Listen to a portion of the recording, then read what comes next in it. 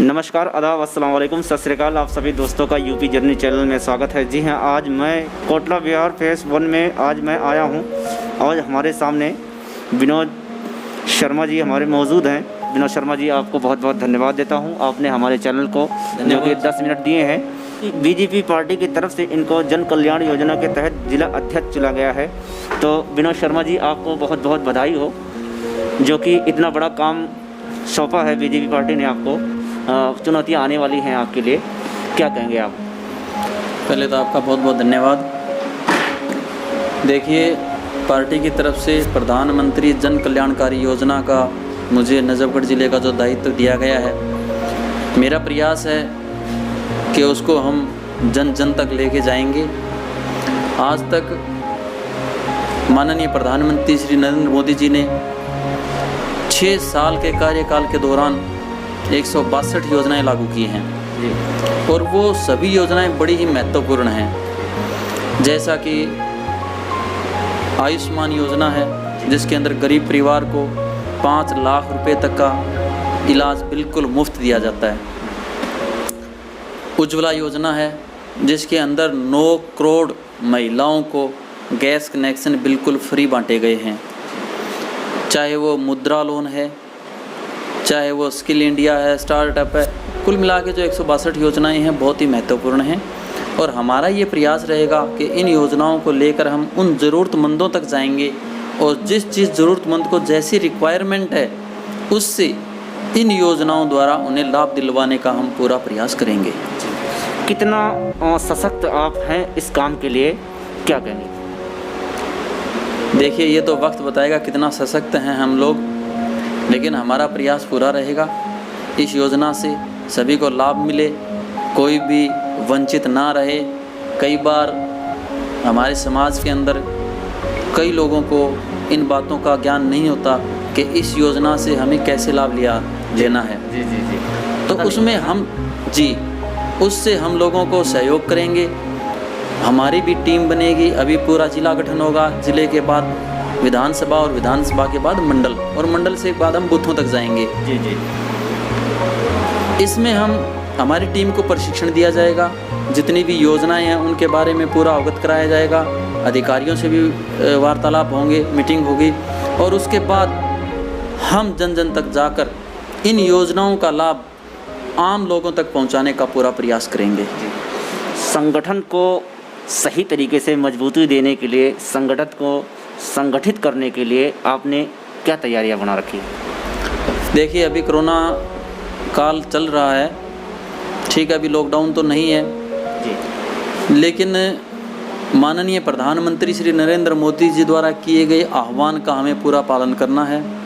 Social distancing को बना के रखना है।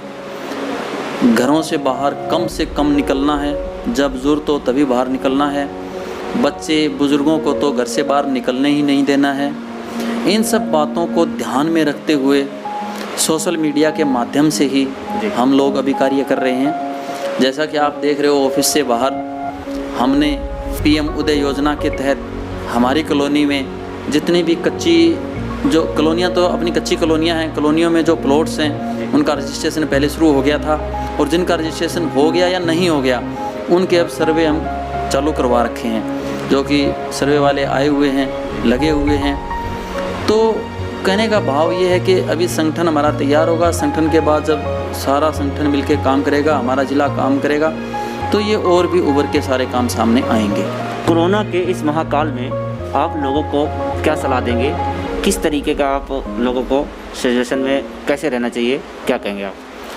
देखिए, 22 मार्च से लॉकडाउन लगा हुआ था, अभी काफ़ी रियायत मिली है जी। और सबसे बड़ा दुखद विषय ये है कि हमारी दिल्ली पूरी रेड जोन में है। भारत के अंदर एक ऐसा राज्य दिल्ली ही है जो पूरा रेड जोन में है। मैं सभी साथियों से यही अनुरोध करूँगा, पूरी दिल्ली वासियों से अनुरोध करूँगा कि कृपया अपने अपने घरों में रहें, और जब मजबूरी हो तभी घर से बाहर आएँ। बेवजह घर से बाहर ना निकलें। लॉकडाउन खुला है, लेकिन ये मत समझना कि कोरोना ख़त्म हो गया है। तो अपने अपने घरों में रह के लॉकडाउन के नियमों का पालन करें और पीछे कोरोना में भी हम लोगों ने जो हमारे से हुआ पूरा लोगों का सहयोग किया, सूखा राशन भी लोगों के यहाँ भिजवाया। अब ठीक है, गाड़ी पटरी पे आ रही है धीरे धीरे, लेकिन नियमों का पालन करना बहुत ज़रूरी है, सोशल डिस्टेंसिंग का पालन करना बहुत ज़रूरी है। हमारे जो कोरोना वॉरियर हैं, जैसे पुलिस वाले हो गए, सफाई कर्मचारी हो गए, जो भी हमारे सरकारी कर्मचारी हैं, उनके लिए आप क्या संदेश देना चाहेंगे? देखिए, कोरोना वॉरियर्स, चाहे वो सफाई कर्मचारी हैं, चाहे वो डॉक्टर्स हैं, चाहे हमारे पुलिस के जवान हैं, इन तीनों को मैं आपके चैनल के माध्यम से सैल्यूट करता हूँ, नमन करता हूँ कि जिनके दम पे हम ये लड़ाई लड़ रहे हैं। कई जगह पीछे आपने देखा होगा, इन पे डॉक्टरों पे, पुलिस पे हमला हुआ, जो बहुत ही निंदनीय है। ये लोग हमारे लिए लगे हुए हैं, किसी दूसरे के लिए नहीं लगे हुए हैं, अपनी जान को जोखिम में डालकर हमारी जान बचाने में लगे हुए हैं। तो इन लोगों को सम्मान देना हमारा फ़र्ज़ बनता है, हमारा काम बनता है। अगर ये लोग भी छुट्टी करके अपने घरों पे बैठ जाएंगे तो इस देश को संभालने वाला कोई नहीं बचेगा। बहुत बढ़िया, सही बात है। अगर ये हमारे जवान, डॉक्टर्स और सफाई कर्मचारी काम पे लगे हुए हैं, ऐसा नहीं है कि सिर्फ़ और सिर्फ पैसे के लिए ही लगे हुए हैं। पैसा तो जो लॉकडाउन में पूरा देश घरों में बैठा है वो भी तो खा ही रहा है, ये भी घरों में बैठ जाएंगे तो खाना तो इनको भी मिलेगा। बराबर, सही बात है। लेकिन ये देश सेवा में लगे हुए हैं, हमारे लिए लगे हुए हैं, तो इनका सम्मान सबसे पहले करना चाहिए। आपके चैनल के माध्यम से मैं इनको बहुत बहुत धन्यवाद देता हूँ, और मैं उन लोगों की कड़े शब्दों में निंदा करता हूँ जिन्होंने इन पे बार बार हमले किए या इनका अपमान किया। जी, कुछ सवाल आपसे मैं पूछना चाहूँगा।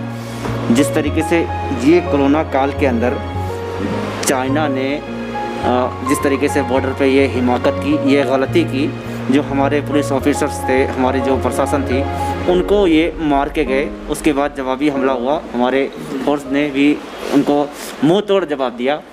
उस बारे में आप क्या कहेंगे सर?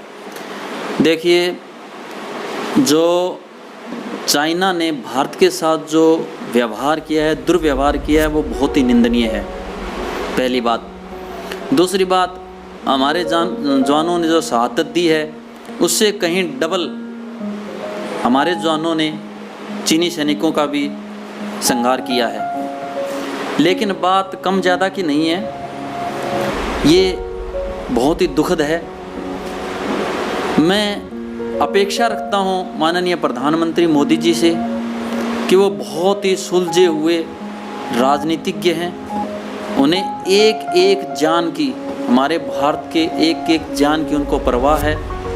वो बहुत ही सोच समझ के कोई फैसला लेंगे।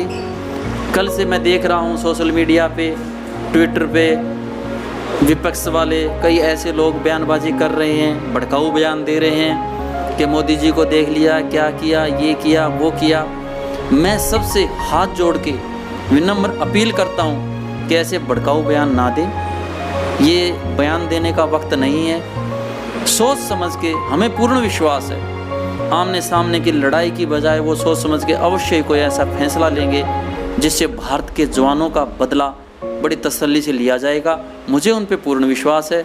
हाँ, समय ज़रूर लग सकता है, लेकिन दबाव बनाने की ज़्यादा ज़रूरत नहीं है। बेवजह के अनर्गल बयान देने से बचें। जी। विनोद शर्मा जी, आप ये बताइए, आपको सबसे अच्छे नेता के रूप में किसको आप अपना आदर्श मानते हैं सर?